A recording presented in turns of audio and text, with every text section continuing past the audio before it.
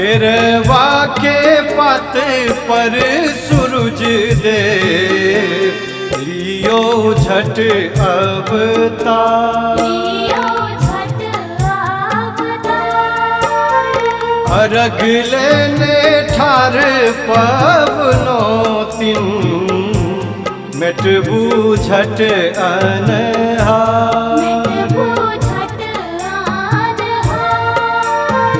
ध्यान देने ठार पवनो तिन मिटबू झट अनहार।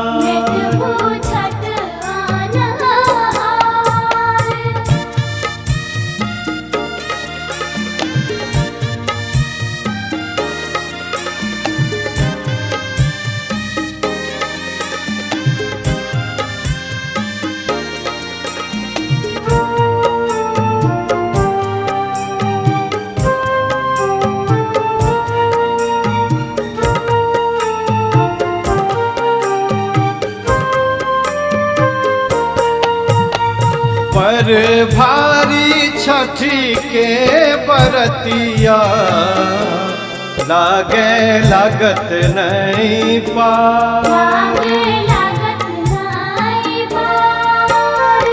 अथ बल शरीर में न बलिया सुनियो दिन कर पुकार।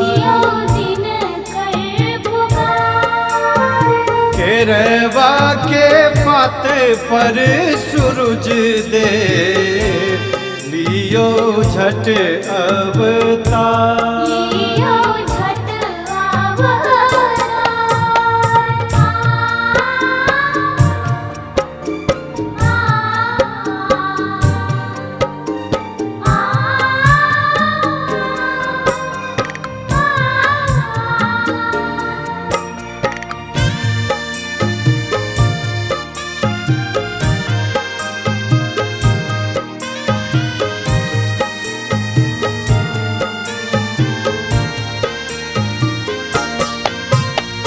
गेलो नहाए खाए खरना यही बेरक इंतजार।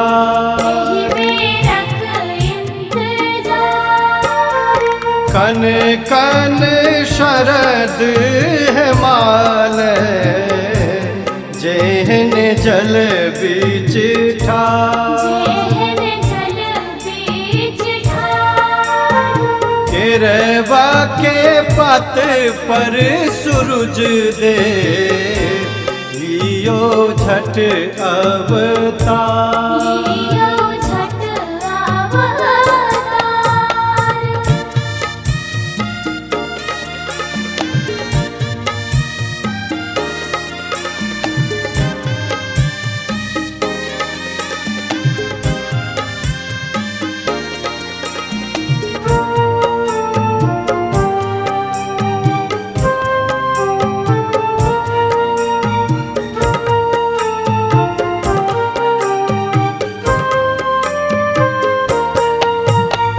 पहली किरण के देखा को अर्घ करियो स्वीकार।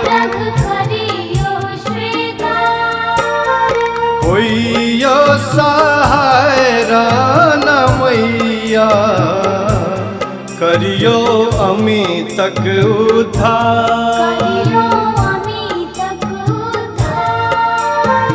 होइयो सहाय रान मैया करियो केशव के उद्धार।